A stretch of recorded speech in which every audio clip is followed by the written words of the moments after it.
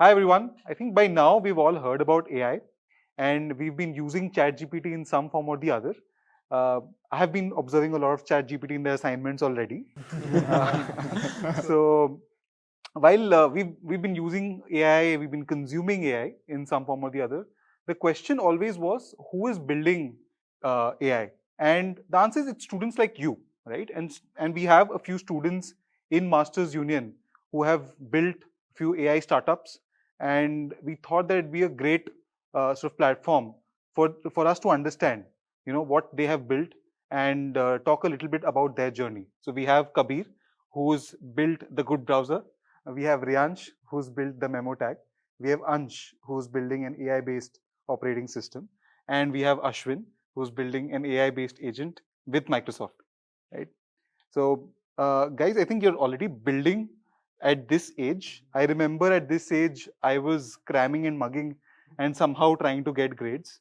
And you all are doing that while also building. So great. I think something to learn from and very inspiring for all of us here. Would love to understand a little bit about your journeys, right? Kabir, why don't you? Absolutely. First of all, it's a pleasure to be here, and it's a pleasure to be here with you guys as well and hear your story as well. To start off with, hi, my name is Kabir Teria. I'm currently a second year student doing my undergrad in technology and business management at Masters Union. I'm also leading the technology and product management club over here as well. And alongside that, I'm building the theGoodBrowser. Right? But before I come on to what the theGoodBrowser is and what I'm building, I'd like to talk about my journey a little bit and my relationship with technology. Right? First of all, I started coding at the age of 11, started making websites. Then at the age of 13, I built a 3.5-foot robot. Me and my team went to Germany to represent India. Right? And when I came back, right, I sat in my ninth grade classroom, and I couldn't focus on studies. Right? Oh, very similar issue. Agreed. Yeah, we all had that. Yeah. Okay. I mean, seeing that one line of code translate into pixels, right? That wasn't possible in theoretical knowledge that I was getting in my classroom, right? And that is what prompted me to build things, right? Yeah. And that is when I started this journey on building, like, let's say, an Android application, a PDF scanning Android application, or a cybersecurity device that I built for a startup, or even stupid things such as a Willy Wonka hat that could change sizes, right? Awesome. Right, and that is when I got into Masters Union after my high school. Yeah. And then theGoodBrowser happened. So we also admit people who build stupid things. Yeah. So now talking about the theGoodBrowser, I'd like to give each one of you a situation. Right. Sure. I'll start with you, Reyansh. Let's say I give you 5 PNGs. I tell them to convert them into a PDF, resize that PDF, upload it on Drive, and then mail that Drive link back to me. A lot of steps. Hold on to it though. Right, you Ansh, let's say you want to take your family out to a trip. Right. Let's say Paris.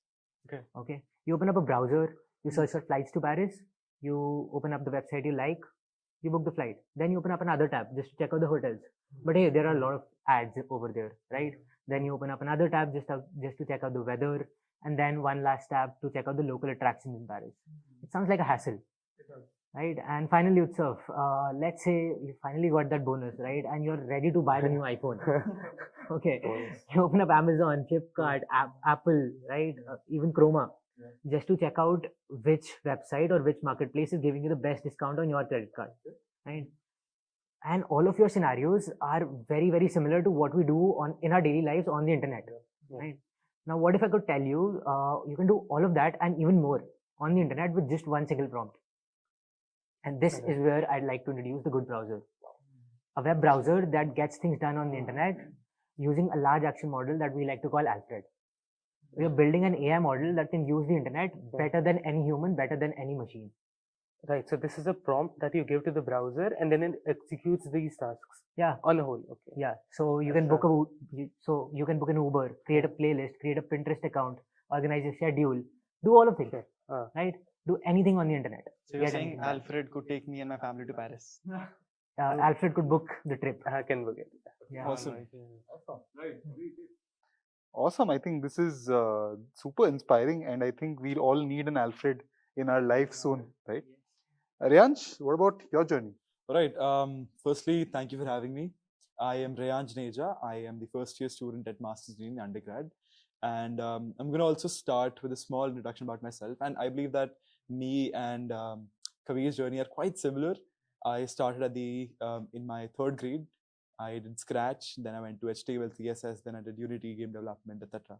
And now I'm building MemoTag. Right. Before MemoTag, how I exactly got into MemoTag, I created a blockchain-based project, and we competed in this massive competition, which got us a lot of views. We got a lot of funding through that, and via that, it really got me interested in the technology side of things. So, MemoTag, what exactly is it? Have you guys ever thought about elder care or like deteriorating mental health problems? One of the main concerns and one of the main umbrellas that lead to that is something called as dementia. Dementia is a neurodegenerative disease. So my grandfather suffers from that problem. And there are like millions of people out there who actually go through that. And you know what more trivial is that people like us, the caregivers, face a new set of challenges. And it's quite hard to keep a track on the patient and have constant monitoring over them. And after spending a lot of money in therapies or medicines, we do not really know whether their cognitive health is actually improving or not. So that's where MemoTag comes in as a solution. We are a hardware and a software company. It's a holistic ecosystem that we're creating. Right. So any questions, Phil? Yeah. So I'd like to ask you, Reyansh, how are you measuring all of these things that the patients are facing? What are the parameters? Especially the cognitive part. So that is the USP and the mode that MemoTag is catering towards. MemoTag has two verticals: physical and cognitive tracking. So physical includes GPS, geofencing, fault detection, and normal sensory data. The cognitive part comes from the vocal analysis that is done by the wearable device on the patient. For example, how they speak, their tone, their mood detection, and then the recall abilities, and there are like a lot of multiple data sets that go into this. So physical data, then vocal data, then exercise data that compiles into one thing. We train the model over that, and then it comes out as a summarized report. That report can be used by doctors to improve the medicinal care for the patients, and also by the caregivers to get a peace of mind whether the patient's mental health is improving or not. So this is the whole idea. Yeah, that's super impressive and inspiring to us fellow founders as well. And where are you in the journey? Have you already started raising funds? Right. Started signing term sheets? So currently we are raising a seed round, and we might be coming on television very soon. We are hoping for that. And right, a lot of term sheets on the way, a lot of progress. Yeah, perfect. Okay, so you're already building the audience for the television viewing. Okay, awesome, super. Ansh, why don't you tell us a little bit about your AI-based operating system? Sure, all right. So, hey, I'm Ansh. I'm a UG student at Masters Union. And my journey is actually kind of very similar to Reyansh and Kabir. Right? I also, everyone's journey is similar. Right? So, I started in high school when I got into 9th standard. My high school started. But at the same time, lockdown happened. I moved to a small village in Uttarakhand. It only had 15 houses somehow. And there I realized that I was not very interested into academics. That is when I figured out there's something known as coding, and you can program computers and all these things. I thought about technology. I got to know about the world of coding and all these things. For 1 year, I didn't really like it. I was getting the exposure, but I didn't really like how to code and how you build these things. That is when my uncle got me a drone, which I wanted for a very long time. When I got that drone, the same day, the drone unfortunately broke. And drones were way expensive back then, right? So instead of asking my parents or my uncle for a new one, I decided to fix that. That is when I fired up YouTube. I opened up my drone with a screwdriver. I saw the interior. I understood how the flight controller and all these things work. And when I fixed that drone successfully, somehow I myself realized how this technology works and all these things works. And it was a rare feeling. It was a very good feeling which I was having after fixing my own drone, right? And that is a feeling, that is a gratification you get when you build something of your own. That is when I explored new verticals of computer science, such as developing games on Unity, ethical hacking. I learned one stack to develop websites. I did a few freelancing projects and all those things. Right. And the next turn comes when I come into 10th standard. I just gave my boards. After giving my boards, there is this hackathon coming up, and I participated in the hackathon with a few of my friends. We actually won it. We got 3rd place out of 1,300 teams nationwide. Awesome. It was a very big moment for us. But what happened after the hackathon was that the older brother of my co-founder, he called me and he was like, all right, dude, I'm starting a company. Do you want to join me? And to be frank, I didn't knew what a company was. I knew what equity was. I didn't know how to start a company. Right. But I said yes, just for the sake of, having it on my CV and stuff like that. What was it about? The company? All right. So the company was, to summarize it, it was like TCS plus Shebang, right? Because the company did initially we started with developing websites and doing social media campaigns. Then we moved on, like we made the website vertical to an entire tech vertical where we were handling the entire development and tech consultation of our clients internationally. So did you also create SaaS platforms and applications for them? Yes, we did. We did that for our clients. So for example, we had a Canadian client. They had an edtech platform. And for them, we created a whole, 160-page SaaS application for them to use internally. They had 17,000 WhatsApp groups they were using for, the execution, all those. So are you still a part of this? No. So what happened after that is that in this journey, when I started the company, we started from absolutely zero. And in 2 years, we generated a revenue of over 1 crore. Awesome. And we also did an event. We did a creator event last year, in which we were featured in the Magic Book of World Records for hosting the biggest ever creator event.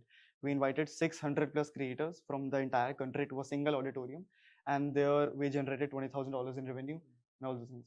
But after that, I realized that I was, actually sacrificing a huge part of my health, as you asked. And then I was also working on the repetitive things. So when you work on a service-based company, you're working on the same thing. Go to client meets, execute the project, deliver the same project, have the QA and all those things. I wanted to break out of that, build something of my own, because I wanted that to feel that gratification again that I felt 4 years ago when I was building my drone, right? That is when I actually stepped down from my company. I came to Masters Union, and currently in Masters Union under multiple people's mentorship, I'm working on an AI-based operating system. I'm trying to build the world's first operating system which understands natural language and essentially turns your machine into a living, breathing conscious machine. So does it have the good browser? We can definitely have the good browser. That's a potential partnership. That's a potential partnership. So you can actually interact with the hardware device, right? You can actually interact with the hardware device. You can actually talk to it like it is, your assistant, and it does kind of all of the work for you.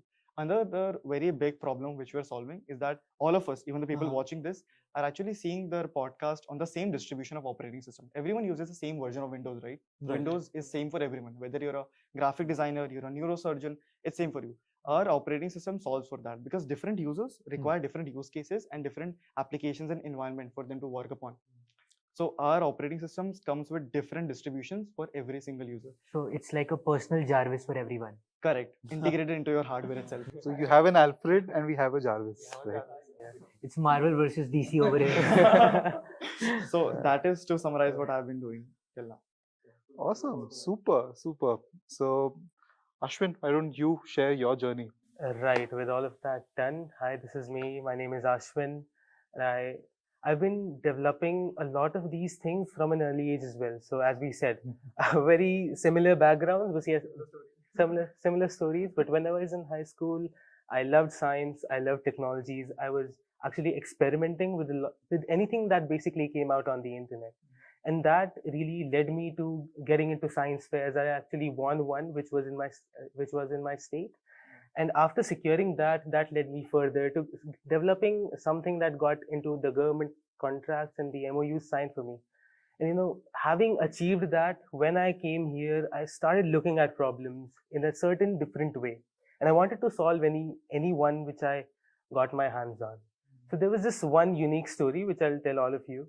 So when we had, you might remember this, when we had our end-term examinations, so our marketing professor, Bhupesh sir, he actually challenged us that whatever you do, bring digital notes, bring your laptop, bring physical notes, do anything in the exam, even cheat for that matter, but you won't be able to pass, not the cheat. Yeah. You won't be able to pass the exam. And really with marketing, you don't really know what to read because most people would just cram the notebooks, but we had the notebooks on our desk. It was an open book exam. So no one really knew about it. So I made something of my own for solving this use case. So I made an AI chatbot of my professor, of the marketing professor.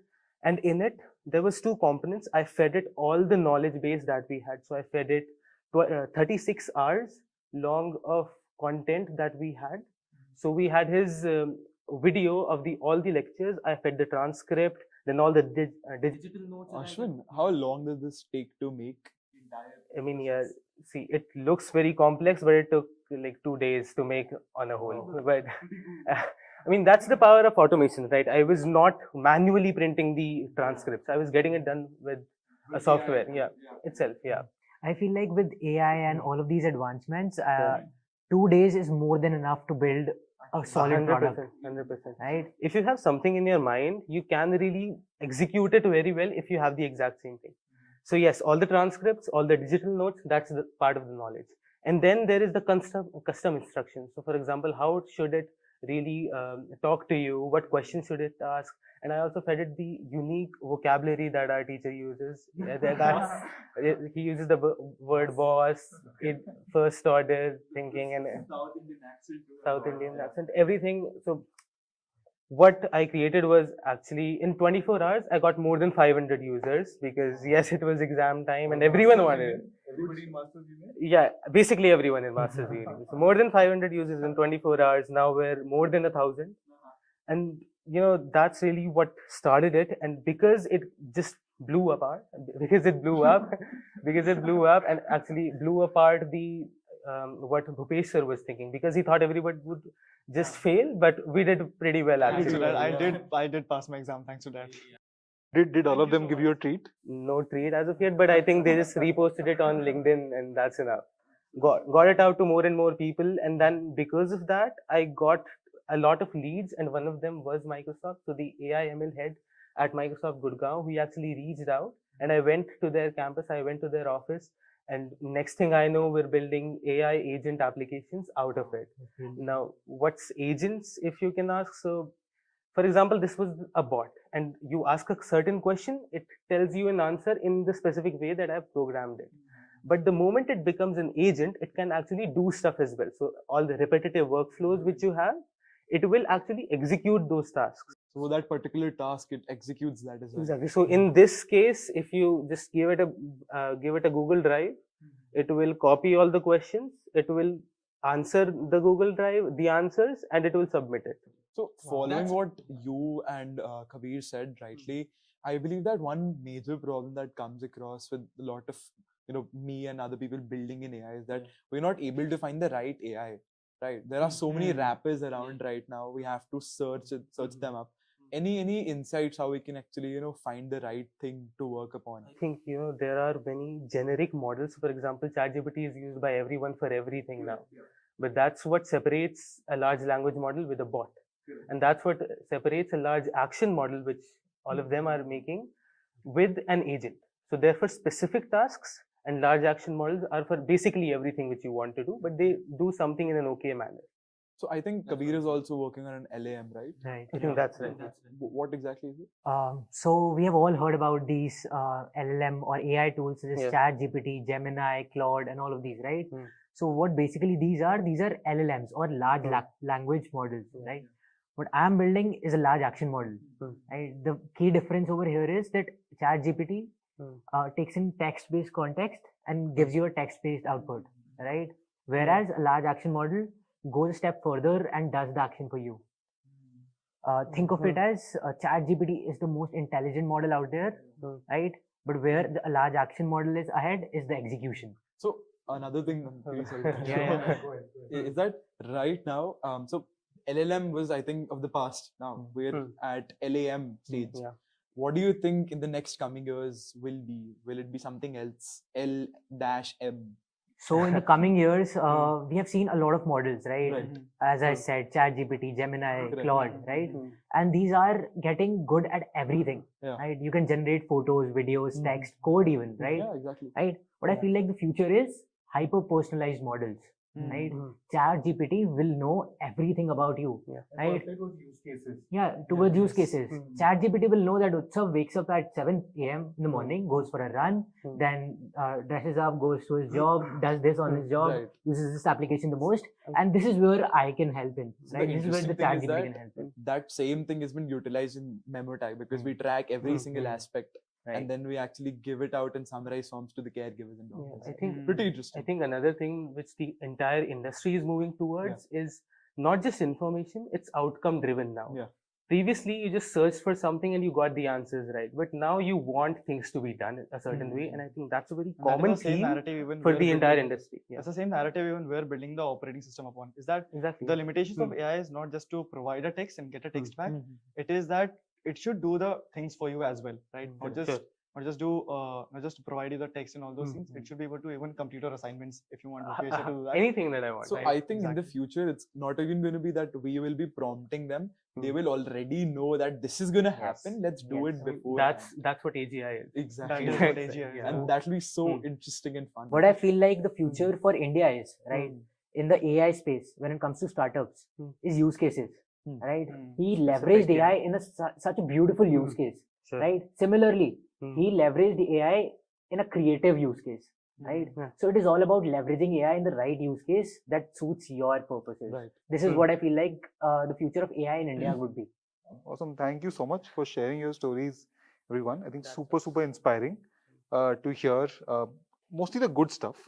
Now, I'm sure it was not that easy, right? You all made it sound super easy.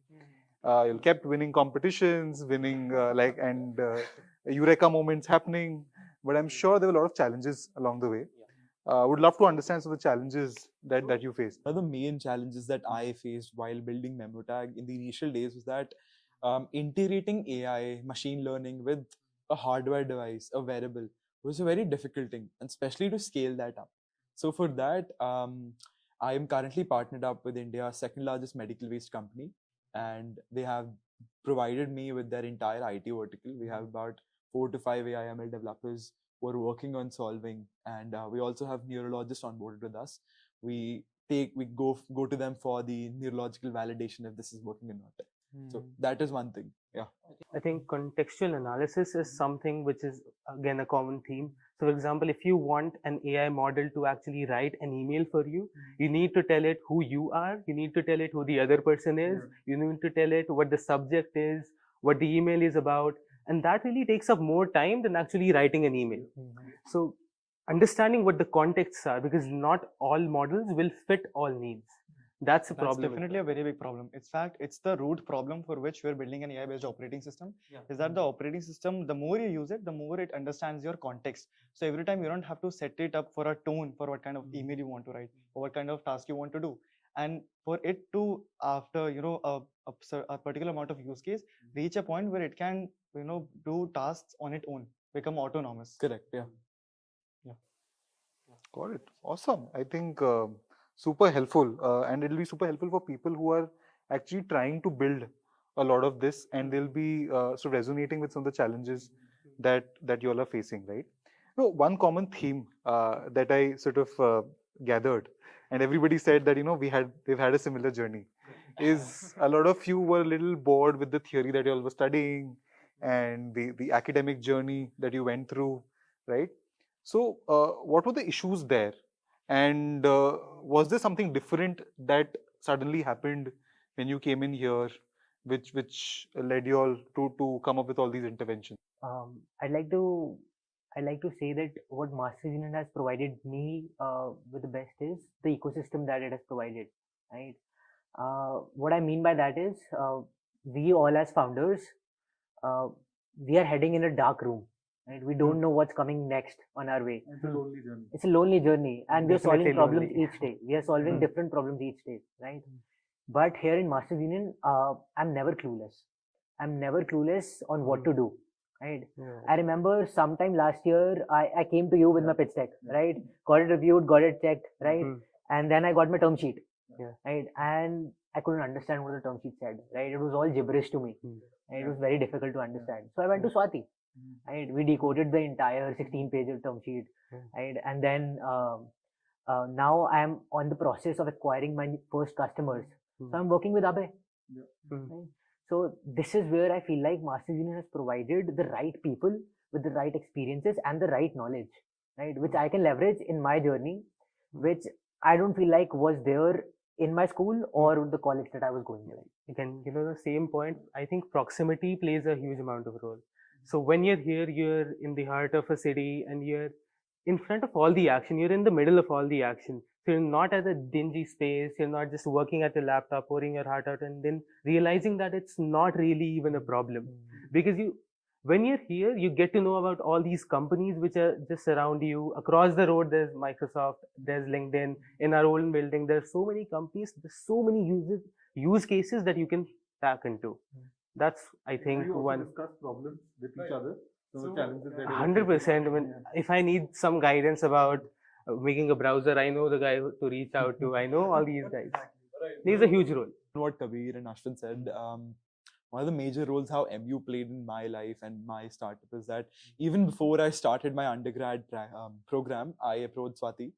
I sat on a call with her, an online call. I pitched her my idea, and at that time we were in the initial R&D stages, and we needed some quick funds. Okay, I told her I need about 2 lakh rupees, and in just about 2 months, without any proper documentation, I had them in my bank account, and we have now progressed it into a 4th stage R&D. That's cool. And I- For the company, right? Yeah, for the 2 company. lakh for the company. And I'm we sure have Swati about- will be getting more such messages and emails now after this podcast. After this podcast, absolutely. So we scaled it to about 180 beta patient testings and alpha beta testers.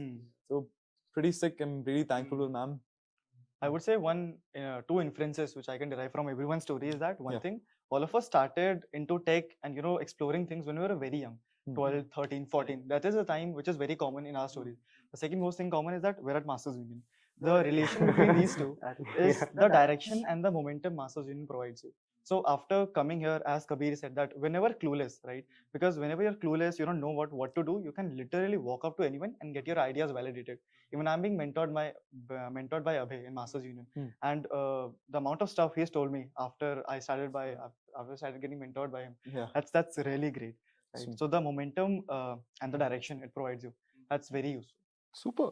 Didn't know we were that helpful, but would love to understand, guys. I think first up, the journey was great in terms of understanding the struggle that you had to go through, right? To build something like this, and there are a lot of these phases when people, as they're crossing the chasm, they just drop out, right?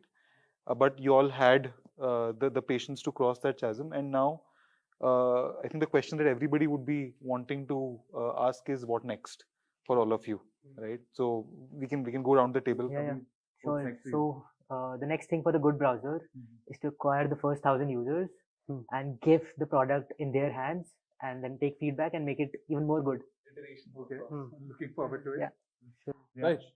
So for me, in the next 3 months, I have about 5.25 worth crore pre-orders and contracts with enterprises. We want to finish them, we want to complete them, and launch our product into the market. Awesome. Right. So for me, I would like to actually build this world's first natural language operating system and get the beta launch rolling. Awesome. Right, so I have a 6 crore LOI that I really need to materialize and get the first prototype out. Yes, that's what we're headed. Thank you so much, everyone, for sharing your journeys, sharing what you plan to do next. I hope it'll be super inspiring for a lot of people watching this, and yeah, it'll just give them that that first sort of step and first spur to start building. And needless to say that if you want to learn tech, you have to actually start building tech while being in a pool of people who are actually building it day in, day out, facing the same problems, facing the same challenges that you might encounter or something similar, right? I think you should definitely check out the Masters Union School of Emerging Technology.